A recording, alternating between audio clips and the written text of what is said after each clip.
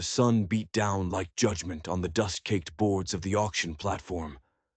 In a town called Dry Bend, this was business as usual. Buzzards circled overhead, but they weren't waiting for bodies. Not yet, anyway. They were waiting for stories to die, for secrets to get buried under the heel of a boot. And this yard, it had plenty of both. A cowboy stood at the edge of the crowd, hat pulled low, his face a road map of hard miles and quiet grief. One thumb was hooked in his belt loop, casual-like. But his other hand, it rested on the butt of a Colt he hadn't fired in months, and it wasn't casual at all. He hadn't planned on coming to town, and he sure as hell hadn't planned on coming to an auction. But his mule had gone lame, and word was old Salter had something cheap and sturdy. In Dry Bend, those were the only two virtues that mattered. The crowd wasn't loud. It was worse than loud. It was quiet mean, the kind of mean that festers in the heat. No hoots, no hollers, just the low hum of whispers and the hard, empty stares of folks who'd swallowed their decency so long ago they'd forgotten the taste. Behind a wooden gate stood a line of women. Their hands were bound with rope, but it was just for show. There was no fight left in any of them. The auctioneer's voice cracked like a whip. "Next girl up's got some meat on her bones. Some of you ranchers got cows skinnier than this one, and at least she can cook." The laughter that followed was ugly. It was the sound of broken things. She stepped forward. Not scared, not defiant, just steady, like a rock in a river that knows it's about to be worn down. Her dress was brown and didn't fit right. Her boots were scuffed, one lace replaced with a piece of curtain cord. She didn't look up, not at first. The cowboy didn't move a muscle. He just watched. She was young, maybe 23, but her eyes were older. She was shorter than she looked from a distance, but solid, built for carrying water buckets through long winters. Her hair was pulled back in a tight braid, tied off with a faded red scrap of cloth. Her jaw was clenched tight, like a woman bracing for a punch she knew was coming. The auctioneer raised his hand. "We'll start at $1. Silence. The heat shimmered. "Come now, she's strong. Good for kitchen work.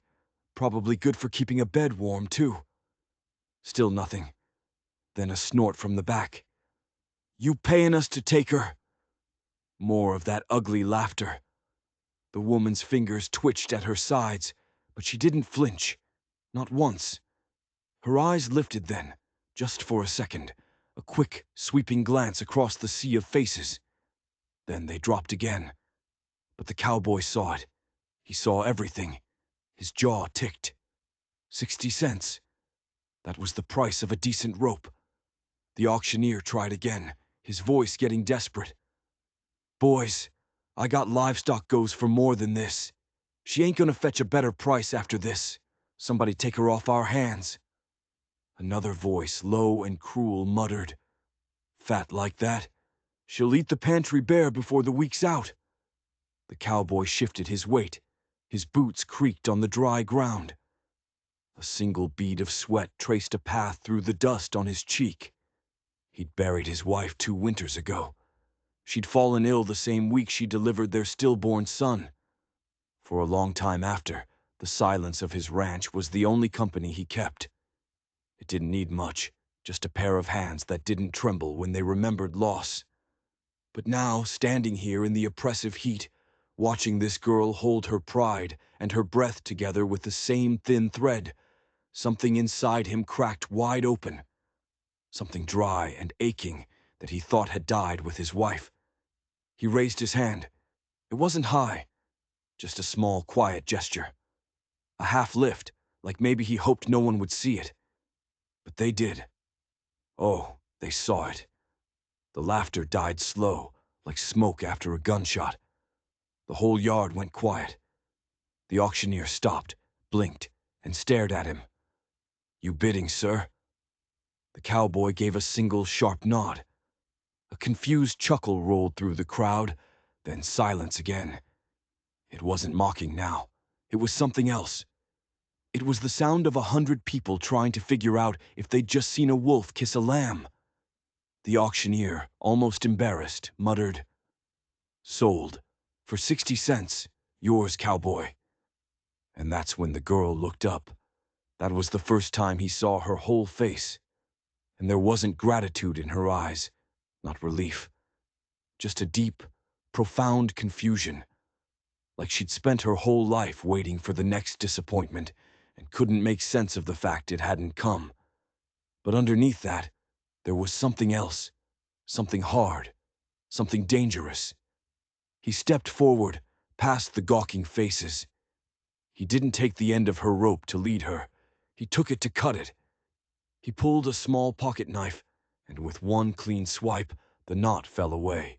He then handed the frayed piece of rope back to the auctioneer like it was a dead snake. His voice was low, for her ears only. "You need anything from back there?" She just blinked, still processing. "No, sir. Wagons this way." She followed him. Her steps were slow at first, hesitant. Then they found a rhythm, a firm, steady gait. As they passed through the crowd, the whispers started up again, like dry leaves skittering across the ground. "Must be out of his mind. Could have had the redhead for $2. Maybe he feels sorry for her." The girl said nothing. Her face was a stone mask, but a flush of red crept up her neck, a telltale sign of the fire she was holding inside. He helped her onto the wagon seat. She didn't need the help, but he gave it anyway. They rolled out of Dry Bend as the sun began to bleed across the horizon, painting the road in shades of gold and blood. The only sounds were the creak of the wagon wheels and the lonely call of a mourning dove. They were halfway down the ridge when she finally spoke, her voice raspy from disuse. "You didn't ask my name." He flicked the reins gently, his eyes on the road ahead. "Didn't figure it mattered, not till you felt like giving it." She watched his profile for a long time, the hard lines of his jaw, the weariness in his eyes. Then she said, "Mercy." He glanced over at her then, just a quick look. "That your name, or the one you want me to show you?" A tiny, almost imperceptible twitch at the corner of her mouth. It might have been a smile. "It's my name. Least it was the last time I used it." He nodded. "All right then, Mercy." The miles passed in a heavy silence, but it wasn't a bad silence. It was a watchful one. She took in the land as it flattened out into prairie. She saw the wind moving through the tall grass, a fence line with boards that needed mending, a corral holding one stubborn mare, and a small house that leaned just a little, like it was tired of standing alone against the wind. It looked like it missed someone. He pulled the wagon up beside the leaning house and hopped down. "I got 2 rooms. One's yours. Cook if you want. Rest if you don't. I won't make you do either." Mercy didn't move from her seat. She just stared at him. He looked up at her, his face shadowed by his hat brim. "I didn't buy you, Mercy. I just stopped those folks from breaking something that didn't deserve to be broken." Her hands, which had been resting in her lap, clenched the fabric of her skirt. Inside, the house smelled of pine, old tobacco, and something else, something faintly bitter, the smell of loneliness. A single tin plate sat in the wash basin. A work shirt hung by the hearth, drying too close to the fire. And on the mantel, a single picture frame sat face down. He lit a lantern, the flame chasing the shadows into the corners. "This here's your room," he said, his voice echoing slightly in the quiet house. "There's a lock on the inside, just in case it helps you sleep."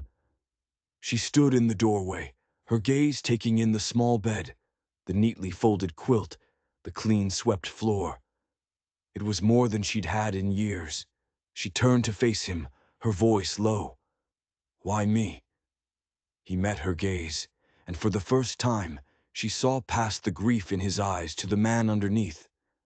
"Because you didn't flinch," he said, his voice simple and direct.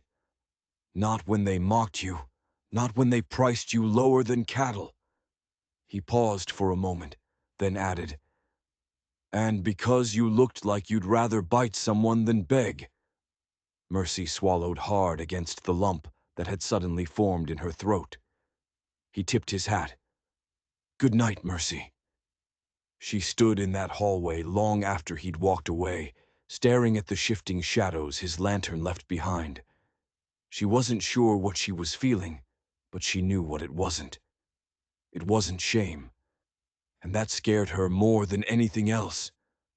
Outside, the wind picked up, rattling the windows. The barn creaked a mournful protest. A storm was coming. She could feel it in her bones. But she wasn't sure if it was coming from the sky or from the dangerous truth that was just starting to dawn inside her. And still, she didn't flinch. Not once. The wheels groaned beneath them as the wagon rolled away from Dry Bend, kicking up ribbons of dust that clung to Mercy's skirt and settled into the hem like a bad memory. She sat rigid on the wooden bench, her hands folded neatly in her lap, her posture too straight for someone who had nowhere left to run. The man beside her, this silent, sun-weathered cowboy, hadn't glanced her way once since they left town. She didn't know his name. He hadn't offered it. But his words echoed in her mind, louder than the auctioneer's cruel jokes or the town's ugly laughter. You didn't flinch. The road home stretched out before them, wide and empty, lined by brittle grass and fence posts that leaned like tired old men. The sky was darkening, streaked with copper and violet, and a cool evening breeze began to stir. Mercy shifted on the hard wooden bench. Her legs ached from days of standing, but she made no complaint. Women from her world learned early that comfort was a privilege, not a right. He reached behind the seat and pulled out a metal flask. Without looking at her, he handed it over. She stared at it, suspicious. It's water, he said, his voice flat. She took it, her fingers brushing against his for a fraction of a second. They both stiffened, a flicker of unexpected connection in the vast emptiness. She drank slowly, the cool water a balm to her dry throat. When she handed it back, she was careful not to touch him again. After another long mile of silence, he spoke. I didn't expect you to talk, he said, but I figured you might ask where we're headed. She glanced at him then, really looking at his face. It was all sharp angles and quiet sorrow, his jaw darkened with stubble like he'd stopped caring about things like that a long time ago. You didn't ask me where I came from either, she replied, her own voice steady. No, he said. Didn't seem polite. The word hung in the air between them. Polite. It was a strange and foreign thing, like he was trying to be gentle with a loaded gun. The trail dipped down into a valley of mesquite, where the shadows grew long and the air smelled of dry brush and dust. Mercy nervously adjusted the ribbon on her braid. Her fingers fumbled for a moment, then stilled. He finally looked at her, his gaze brief but intense. You got kin? She shook her head, her eyes fixed on the horizon. They sold me off. Same time they sold the hogs. Guess they figured I'd spoil just as fast. He let out a small, tired breath. It wasn't a laugh, and it wasn't quite sympathy. It was something else, something weary. They wrong? He asked. Mercy finally turned her head and met his eyes, a spark of defiance in their dark depths. I don't spoil easy. Another mile passed in silence. You cook? He asked. It wasn't an order, just a question. I do, she said, but not for flattery. I don't need flattery, he replied, his voice still flat. I need food. A corner of her mouth twitched. It was almost a smile. Almost. The ranch came into view just as the last light of the sun faded from the sky. A low, sprawling collection of buildings surrounded by fields of golden grass. A small, half-broken corral stood off to one side, and the house leaned slightly to the west, as if tired of fighting the wind. There were no dogs barking, no barn bell ringing. Just an unnerving silence, broken only by the soft thud of the horse's hooves on the hard-packed dirt. He stopped the wagon by the porch steps, dismounted, and walked around to her side. He held out a hand to help her down. She ignored it. Not out of spite, but because she didn't know what it meant to accept something that didn't come with a price attached. She climbed down slowly, her eyes scanning the yard, taking in every detail. "You're free to go if you like," he said, his voice startling her. She turned to face him, her expression unreadable. "You brought me here, bought me for 60 cents. Now you're saying I can leave?" He nodded. "I bought your dignity back from that crowd, not your life." She looked at him then, really looked, and saw the hollowness behind the unexpected kindness. It wasn't weakness. It was the quiet sorrow of a man who had lost something precious. "I ain't going nowhere," she said, her voice firm. "Not tonight." He simply nodded again and gestured toward the house. "Let me show you your room." Inside, the house smelled of pine soap and wood smoke. A low fire crackled in the hearth, and the floorboards groaned under their feet. He led her down a narrow hallway to a door at the far end. "It's not much," he said, opening the door. "But it's clean. Has a bolt on the inside. You're not here to be watched." She stepped into the small room. A simple bed with a patched quilt, a basin of fresh water on a small stand, and a window that faced east toward the rising sun. On the windowsill, in a chipped mug, were a few wildflowers. They were dry and wilted now, but someone at some point had thought to pick them. "You got a name?" she asked, her back still to him. He hesitated for a beat. "They call me Caleb." She nodded slowly. "You got a wife, Caleb?" "Had one," he said, his voice tight. "2 winters back." There it was, the shadow that clung to him like dust, the source of the bitterness in the air. "Child?" she asked, her voice barely a whisper. He didn't answer. He just turned and walked back down the hall, leaving her alone in the quiet room with the ghosts of his past. That night, Mercy didn't sleep. She lay on the small bed, staring at the ceiling, listening to the wind rattle the shutters. She thought of all the other places she had slept. Barn floors, cellar corners, cold kitchen floors where the smell of lard clung to her skin like a shroud. But this room, it smelled like wood smoke and quiet sorrow. And the bed beneath her didn't creak like it was judging her for existing. The next morning, she was up before the sun. Old habits die hard. She washed her face in the cool water, tied her hair back tight, and went to the kitchen. She found flour, salt, and a little bacon grease, and she made biscuits. She didn't know if he would eat them. She didn't really care. She just needed something to do with her hands. He came in an hour later, rubbing the back of his neck, and stopped dead in the doorway. The scent of warm bread filled the small house. "You made these?" he asked, his voice rough with sleep. She just nodded. He sat at the small table, took one and bit into it.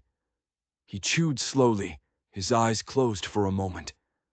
"Best damn biscuits I've had since." He didn't finish the sentence. He didn't have to. She already knew. Later that day, he handed her a small, handwritten list. Supplies from town. "I can ride in and get 'em," he said. "But I figured you might like the choice." She stared at the list, her fingers trembling slightly as she took the paper from him. It had been years since anyone had let her decide anything, even something as small as this. "I can go," she said, her voice stronger than she expected. "I'll hitch the wagon." The ride into town was quiet again, but it was a different kind of quiet this time. She sat straighter, wearing a blue calico dress she had found folded in a trunk at the foot of her bed. It was still a little tight in the chest, but it buttoned all the way up. As they entered Dry Bend, heads turned. The whispers started up again. There she goes, the fat one. The one he brought home. Mercy kept her chin high, her eyes fixed straight ahead. She didn't flinch. She gathered the supplies from the general store, her movements swift and efficient, the list memorized. Caleb waited outside, his jaw set like iron. As she walked out, holding a paper bag clutched to her chest, two women across the street stared and giggled. One of them said, loud enough for her to hear, "Bet she ate half the list on the way to the counter." Mercy's spine went rigid, but before she could even think, Caleb stepped forward. His voice was cold as a winter night. "You speak to her again," he said, his eyes locked on the two women, "and you'll be picking your teeth off that porch." They stared at him, their mouths agape. He tipped his hat. "Ladies." They scurried away without another word. In the wagon, Mercy's hand shook slightly. She tried to hide it by adjusting the bag of supplies. But he noticed. "You all right?" he asked, his voice low. "Don't like being looked at," she mumbled, staring at the road ahead. "You're not the one who should feel shame." "They don't see it that way," she whispered. "I ain't they," he said. And that was all. The ride home was just as quiet as the ride in, but something had shifted in the silence between them. It wasn't tension, and it wasn't warmth. It was something in between, something new. That night she sat on the porch steps, watching the stars begin to appear in the darkening sky. Caleb came out and sat beside her, a mug of coffee in his hand. "They're wrong about you," he said, his voice quiet. She looked at him, surprised. "You're not loud," he continued, staring out into the darkness. "Not bitter. You don't stomp or rage or talk too much.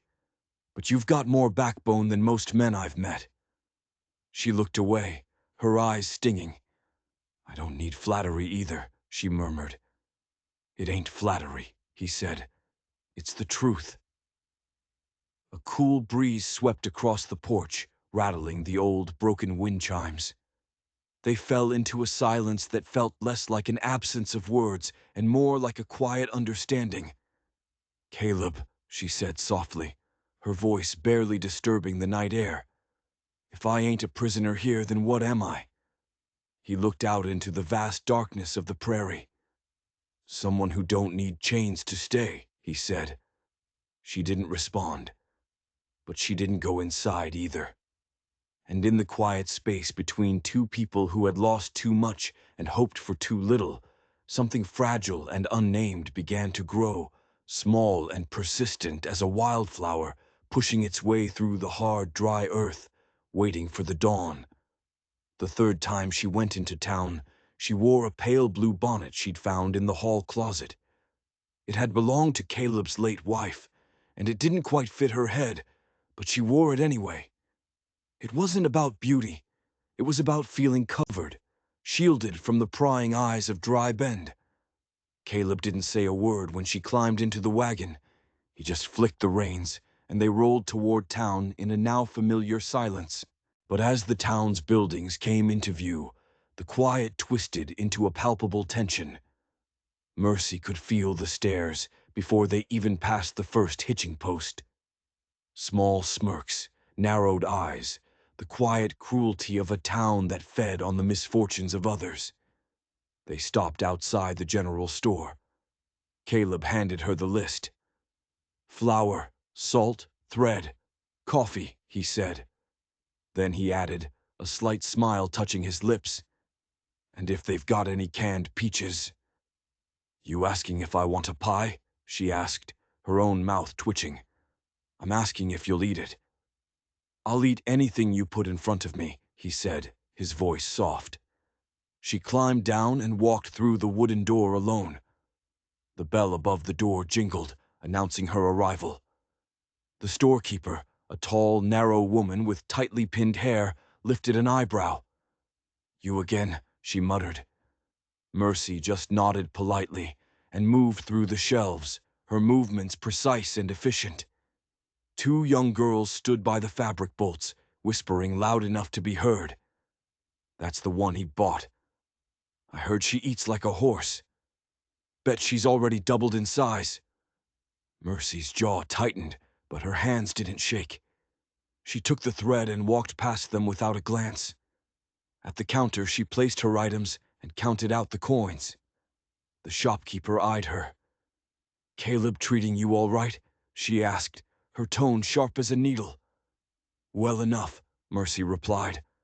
"I suppose he doesn't mind a woman with an appetite." Mercy looked up, her eyes meeting the woman's. "I don't eat more than I work off," she said, her voice even and cold. "And I've never taken what wasn't mine." The woman blinked, taken aback. Mercy took her parcel and walked out the door without waiting for her change. Outside, Caleb was waiting. "They say something?" he asked, his eyes calm but curious. "They always do," she said. "Doesn't mean I have to answer." He helped her into the wagon, and they didn't speak again until they were halfway home. "Was she prettier than me?" Mercy asked suddenly, her voice quiet. Caleb was silent for a long moment. "She was different," he said at last. "Liked to laugh, liked ribbons, spoke fast, had the kind of smile men remembered." Mercy stared out at the flat fields. "And you?" she asked. "I don't forget her," he said, his voice raw. "But that don't mean I don't see you."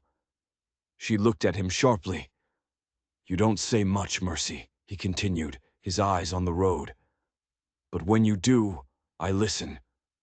She looked away, her cheeks burning. No man had ever said that to her before. Back at the ranch, she went straight to the kitchen. As the sun dipped below the hills, she rolled out pie crust and sliced peaches, her fingers no longer trembling. The kitchen filled with a warmth that had nothing to do with the stove. She served the pie that night without a word, just set it on the table and handed him a fork. He took a bite, and his eyes closed. "You'll ruin me for other women," he said. "You already ruined me for other men," she replied without thinking. His head tilted, his eyes bright with a light she hadn't seen before. "That's so." Mercy wiped her hands on a towel. "Didn't say it was a complaint." He smiled then, a real smile that reached his eyes.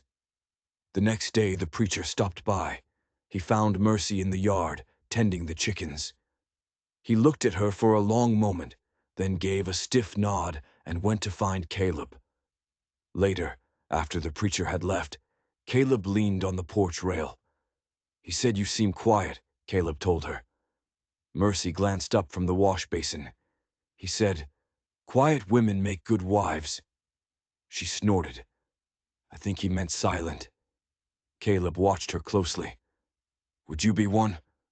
"A wife?" she asked, her hands stilling in the soapy water. "For who?" "For me." She froze.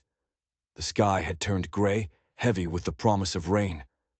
Somewhere in the distance, a hawk screamed. "I ain't pretty," she said, her voice flat. "I didn't ask for pretty. I ain't soft. I got enough softness for both of us." She turned slowly, wringing out the cloth in her hands. "You sure? The town will laugh. Folks will talk. You'll be the man who married the fat girl." Caleb stepped down from the porch, his boots crunching on the dry dirt. He walked to her, close enough to see the fine beads of sweat on her brow. "I'm already the man who bought the fat girl," he said, his voice low and steady. "Ain't nothing worse they can say." She stared at him, her heart hammering against her ribs. "But I'll also be the man who kept her," he added. Her eyes filled with tears. "You sure?" she whispered. "I see you, Mercy," he said. "All of you. The way you hold your silence like a shield. The way you've got barbed wire wrapped around your ribs. And I think you're the bravest woman I've ever met." Her throat tightened. "I got two good hands, a patch of land, and a heart that don't scare easy," he said. "You want that?" She stepped closer, her hand reaching out to touch his shirt. "I want a place I don't have to flinch in," she whispered. "You got it," he said. They stood there as the first drops of rain began to fall, and for the first time, she didn't pull away. That night she sat beside him on the porch, her shoulder brushing his, and when he reached for her hand, she let him. There were no fireworks, no grand vows, just the quiet warmth of two broken souls finding solace in the storm. The night the barn caught fire, the wind howled like a banshee, tearing at the house and rattling the windows.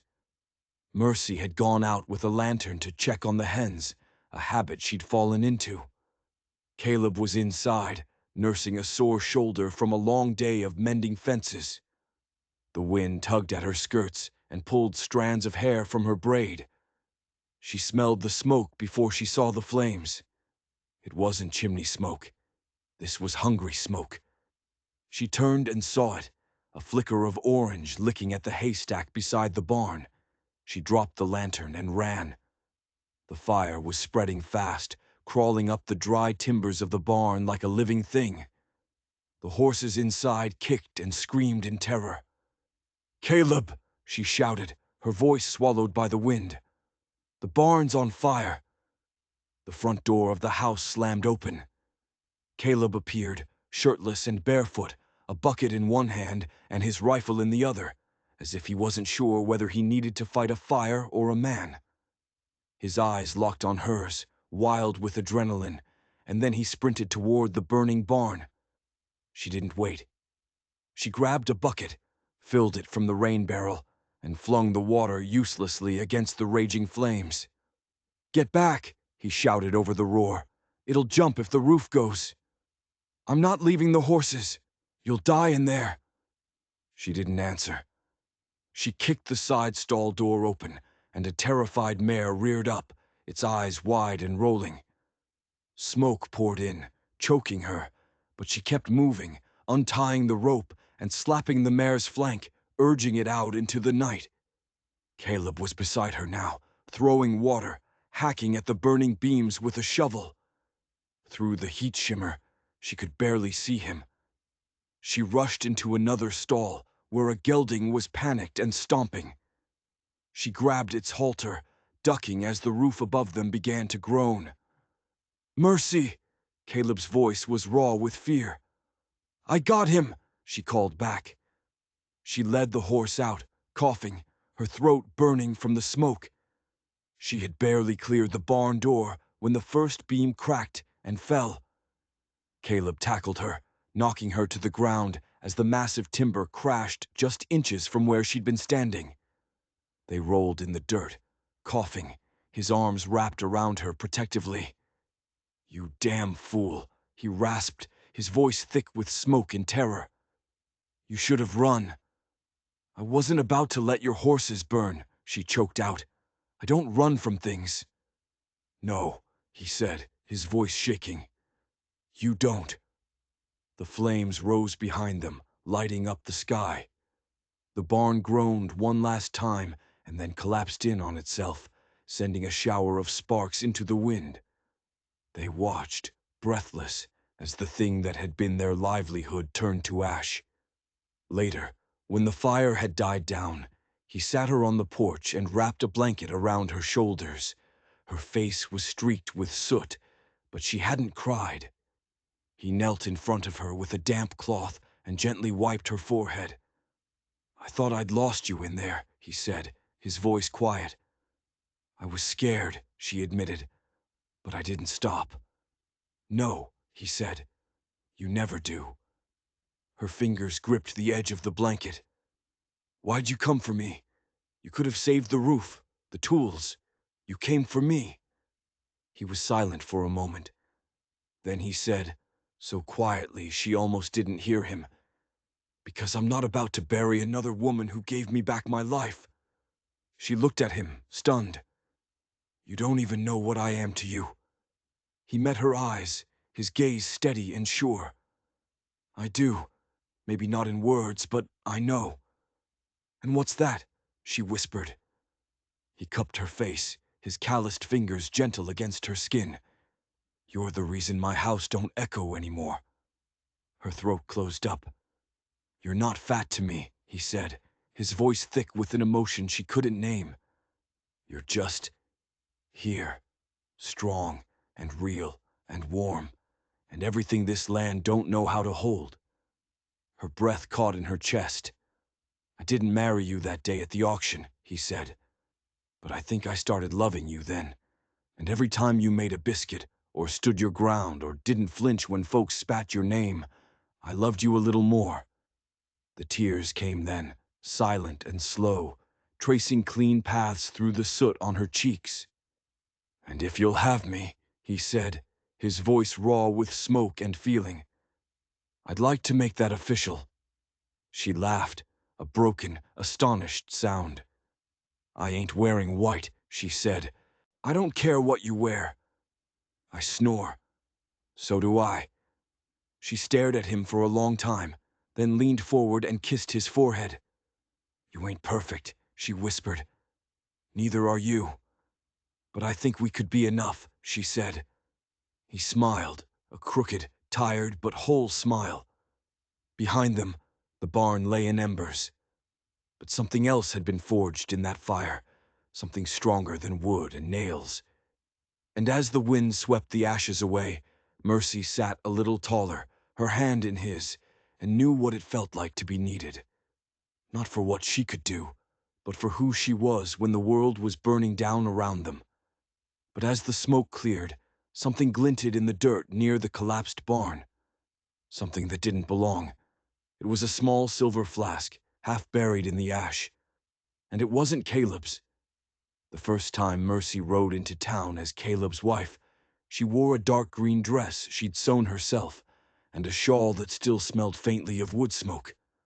The fire had taken their barn, but it hadn't taken their resolve. They rebuilt it together, board by board, her steady hands a perfect match for his quiet strength.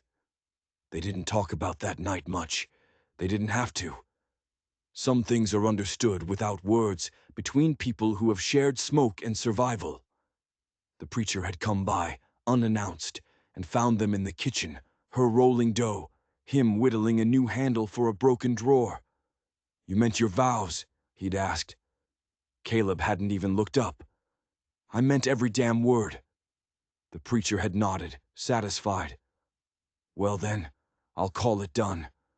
No ring, no lace, just two people who didn't flinch when the world turned its back on them." But word got out. By the time they reached town, whispers had turned to sneers. Two women turned their backs as they passed. A man spat on the ground near their boots. They hitched the wagon, and Caleb jumped down, then turned and offered his hand. Mercy took it without hesitation. Inside the general store, the room went quiet. The storekeeper blinked, unsure how to react. Caleb stepped up to the counter. "We need flour, sugar, and that honey you hide behind the spice rack." The woman eyed Mercy. "You don't need all that. She'll eat you broke." Caleb's eyes went cold. "If I feed her well enough, maybe she won't have to chew through people like you." A few people gasped. One man in the back chuckled. Mercy's shoulders relaxed a fraction. They were about to leave town when a lazy, cruel voice called out from the saloon steps. "Hey, Cowboy, that the same one you bought at auction? Figured you'd have traded up by now." Mercy froze. The man leaned against a post, a beer in his hand, his boots too clean for a man who worked for a living. His friends laughed behind him. Caleb didn't move at first. He just turned slowly, his eyes level. "Say that again," he said, his voice dangerously quiet. The man straightened up, sensing the shift in the air. "I said—" He never finished. Caleb crossed the street in 3 long strides, and his fist landed square in the man's gut. The man doubled over, the beer bottle shattering on the ground. "You open your mouth about her again," Caleb growled, his voice low and menacing, "and I'll close it for good." The street went silent. The man's friends backed away. Caleb turned, dusted off his hands, and walked back to Mercy. "Too much?" he asked. Mercy raised an eyebrow. "Felt just right." Back at the ranch, as the sun went down, they sat together on the porch swing. "Do you regret it?" she asked softly. "Picking me, marrying me?" He looked out over the fields. "You know what they saw when I took you in? Something they couldn't understand. A woman who didn't beg, and a man who didn't care what pretty looked like. That scares folks." He took her hand. "They're still scared, but they don't laugh anymore." "You never told me why you stayed," he said after a long silence. Mercy stared into the dusk. "Because this is the first place I've ever been more than a mouth to feed." He nodded slowly. "You're more than that to me." She squeezed his hand. "I know," she whispered. And that was enough. But as they sat there, a glint of silver caught her eye. It was the flask from the fire, which she'd tucked into her apron. It wasn't just any flask, it had initials engraved on it. The same initials as the man Caleb had punched in town. The fire hadn't been an accident after all. The discovery of the flask changed everything. The quiet peace they had started to build was shattered by the cold, hard reality of what it meant. The fire hadn't been a random act of nature. It had been an act of malice, an attempt to burn them out, to punish them for daring to find happiness in a town that thrived on misery. The initials on the flask, JT, belonged to Jedediah Thorne, the man from the saloon, a man known for his cruelty and his cowardice. Mercy showed the flask to Caleb, her hand trembling slightly. He took it, his face grim, his knuckles white as he gripped the cool metal. The fight in town hadn't been the end of it. It had been the beginning. That night, neither of them slept. They sat at the kitchen table, the lantern casting long, dancing shadows on the walls. "What are we going to do?" Mercy asked, her voice barely a whisper. Caleb stared at the flask, his jaw tight. "He tried to take everything from us. He tried to take you from me." The next morning they rode into town, the flask wrapped in a cloth and tucked into Caleb's saddlebag. But they didn't go to the general store or the blacksmith. They went straight to the sheriff's office. Sheriff Brody was an old man, tired and worn down by the town's petty cruelties. He listened to their story, his face impassive, and looked at the flask. "This ain't much to go on," he said, his voice weary. "Jed Thorne will just say he lost it." "He was there," Caleb said, his voice low and steady. "He set that fire. He tried to kill my wife." The sheriff sighed. "Jed's got friends in this town, Caleb. Powerful friends. Without a witness, it's your word against his." Disheartened but not defeated, they left the sheriff's office. As they stepped out onto the street, they saw Jed Thorne and his friends coming out of the saloon. Thorne saw them, and a slow, cruel smile spread across his face. He knew they had nothing on him. He felt untouchable. But he underestimated Mercy. He underestimated the fire he had ignited in her. She had spent her whole life being silent, being invisible, but no more. She walked straight up to Thorne, her eyes blazing. "You dropped this," she said, her voice ringing out in the quiet street. She held up the flask. Thorne's smile faltered. His friends shifted uncomfortably. "I don't know what you're talking about," he sneered, but his eyes betrayed his fear. "Don't you?" Mercy's voice was cold as ice. "You came to our home in the middle of the night, like a coward. You set a fire, hoping to watch us burn. But you didn't just burn down a barn, you worthless snake. You showed everyone in this town exactly what you are." From the back of the small crowd that had gathered, a voice spoke up. It was one of the young girls who had mocked Mercy in the general store. "I saw him," she said, her voice shaking. "I saw him ride out toward your place that night. I was scared to say anything." Another voice, an old farmer, added, "He tried to buy my land last month. When I said no, he said he had ways of making people change their minds." Suddenly the town's silence was broken. One by one, people who had been cowed by Thorn and his friends began to speak up, sharing stories of his cruelty and his threats. The dam of fear had broken, and a flood of truth poured out. Sheriff Brody stepped out of his office, his face no longer weary, but resolute. "Jedediah Thorn," he said, his voice booming, "you're under arrest." The fight wasn't over, but the tide had turned. Jed Thorn was locked up, his reign of quiet terror at an end. As Caleb and Mercy rode out of town that day, the whispers that followed them were different. They were whispers of respect, of awe. They had faced down the town's bully, not with fists, but with courage and truth. They had shown everyone in Dry Bend what it meant to not flinch. Back at the ranch, they stood on the porch, looking out at the newly rebuilt barn, a symbol of their resilience. "You were amazing," Caleb said, his voice full of a love and pride that was almost overwhelming. Mercy leaned her head on his shoulder.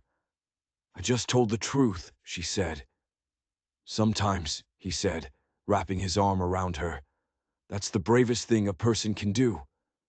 They stood there for a long time, watching the sun set, the silence between them no longer heavy with unspoken words, but filled with a quiet, comfortable peace. They had found their home, not in a place, but in each other. They had proven that love doesn't need to be pretty or perfect. It just needs to be strong enough to withstand the fire. And theirs was. They found their peace, not by running from the world, but by building their own. And if you believe in that kind of strength, the kind that doesn't flinch, then hit that subscribe button. You won't want to miss the next story we dig up.